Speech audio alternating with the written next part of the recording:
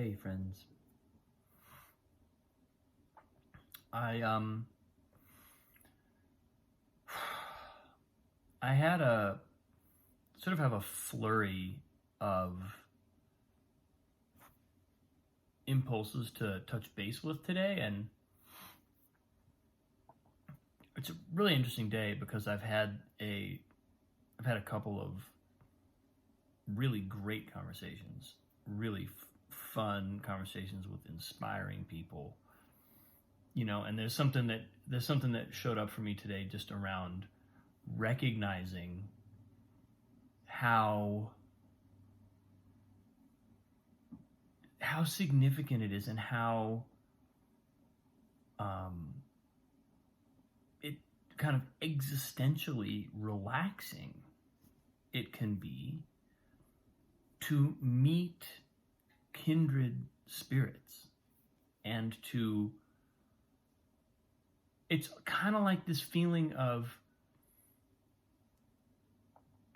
time goes by, you're sort of all alone, you wonder if anything is real, you wonder if you're crazy, and then you meet someone and it's like, oh, no, I'm not crazy.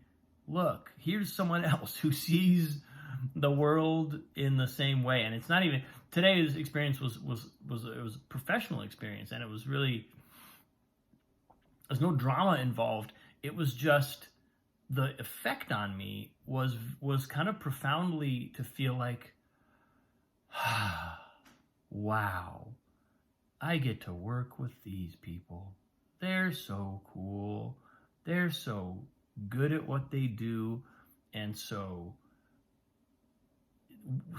without any other agenda other than to make the best possible thing they can, and hire the best possible people they can, and be as true to the vision of what we think we're doing as we can. And it was just this spectacular meeting, while at the same time really just kind of being all business, and sticking to the nuts and bolts of the conversation. But there's something that I think that's why the level of kind of like relief felt significant, is because it could have easily, could have easily not felt that way. It could have easily been a different kind of conversation, and it was more like the clouds parting and realizing, oh, we're gonna be fine. This is gonna be great.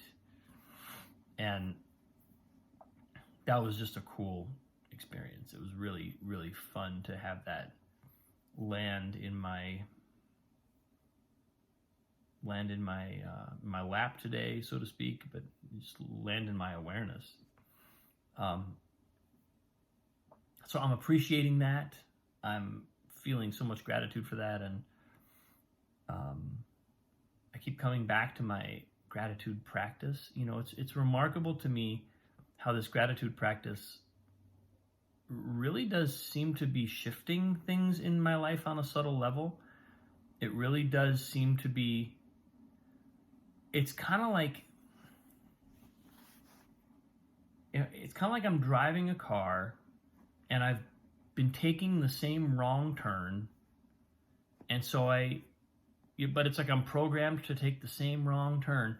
But then the gratitude practice is like, either I very quickly catch that I've taken the wrong turn, or as the wrong turn starts to come up in the road, I go, wait, no, I don't want to go that way. I want to go this way.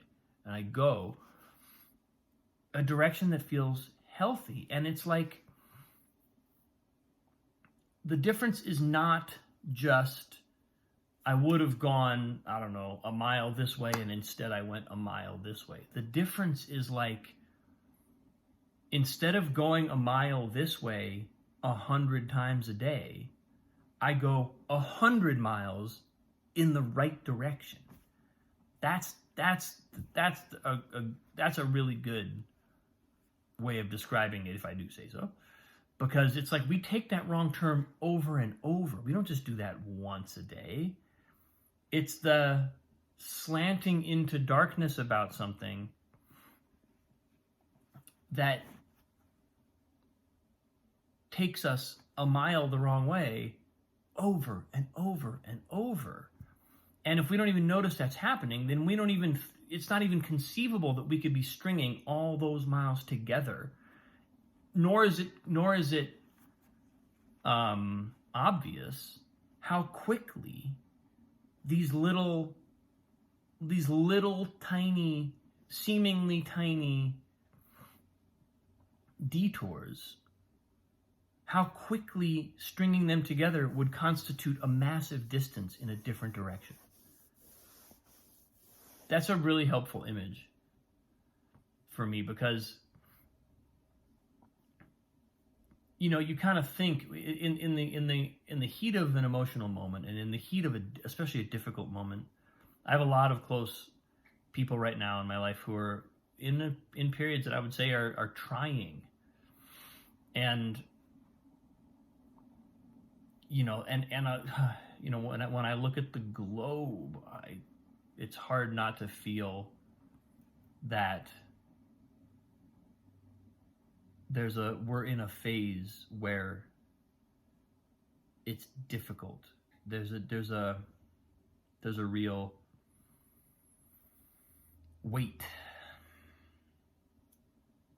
on the world right now. I mean, obviously it's focused in certain areas, and some people are experiencing it on orders of magnitude at different level than others of us, but like virtually everyone I connect with, there's a weight. And I think this internal sense of where do I go psychically is really helpful to clock.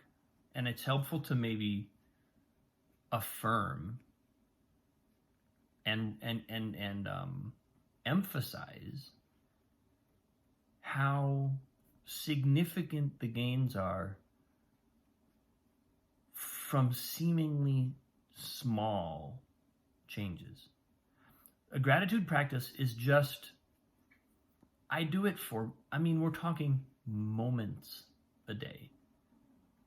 Maybe a minute, and sometimes probably a few minutes, but some days probably less than a minute, almost certainly less than a minute, a few moments.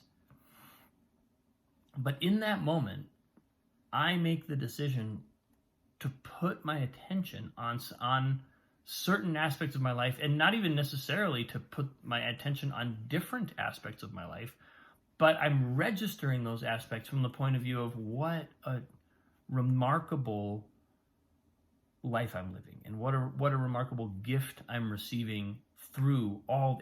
And a lot of times, what happens, because I've been doing this now for a while, there's like a compounding effect. It's like compounded interest of gratitude, where it starts to be, I don't just recognize one thing I'm grateful for. I think of a person or a circumstance or something, and all of a sudden I've thought of several things already in association with them that I'm grateful for. So then new stuff shows up, and there's it's like this deluge of amazingness, of stuff that I'm just like, what a rich life. And that experience, for even a moment a day, means that as my attention then falls on other aspects of my life, I'm more accustomed to going that other direction.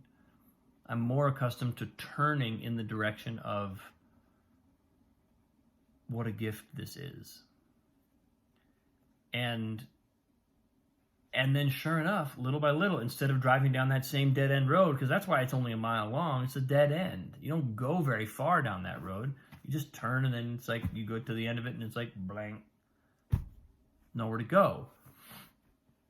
But all those little 1 mile chunks become miles on the highway if we never take that turn, or if we take it only very rarely, and most of the time we're over here, they string together, and that's the thing that's not obvious about it.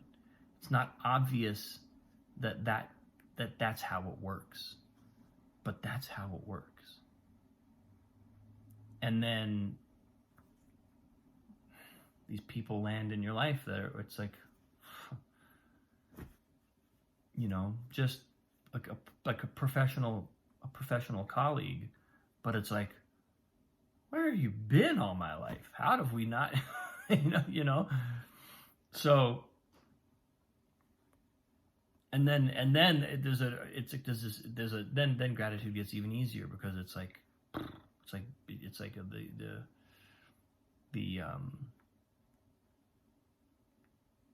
the fact that it's a gift becomes so obvious. We don't. The gratitude practice, I feel, leads to more and more things that we're grateful for without it even needing to be a practice. It just becomes a perspective. It becomes the way we experience the world. And so I guess that's shown up pretty powerfully for me today.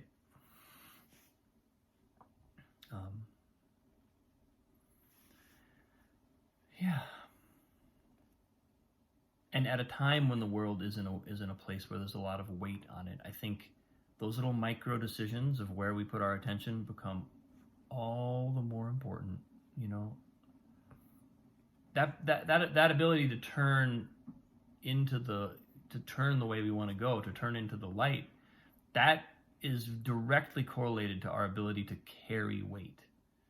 Because weight compresses, puts pressure, it's load bearing. Now we become these load bearing members of the psychic architecture of the planet.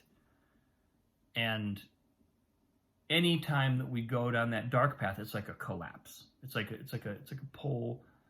When a pole is perfectly straight, obviously it can bear a lot of weight. Well, it buckles a little. All of a sudden, just a little buckle in that pole, and the same amount of weight will crush it. So that gratitude, that turning into the light, is like, it's like the integrity that can bear all that weight.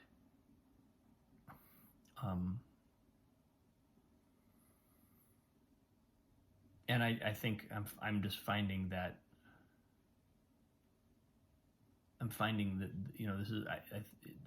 that experience is really palpable, really kind of undeniable. It's almost like spiritual physics, spiritual mechanics almost. It's on the level of a predictable science. It's not. You don't have to believe anything or be morally and anything about it. There's no kind of like goodness or badness about it. It's just the way the spiritual world works. And I feel like I'm having a really a moment of receiving that, and of having a moment of clarity of seeing that. So, which I'm extremely grateful for, by no coincidence. Anyway, that's where I am today, people. Thanks for watching. You're wonderful. I appreciate you so deeply. I get to go pick up my daughter and watch her do gymnastics. What on earth could be better? Have a great day. Love you. I'll see you tomorrow.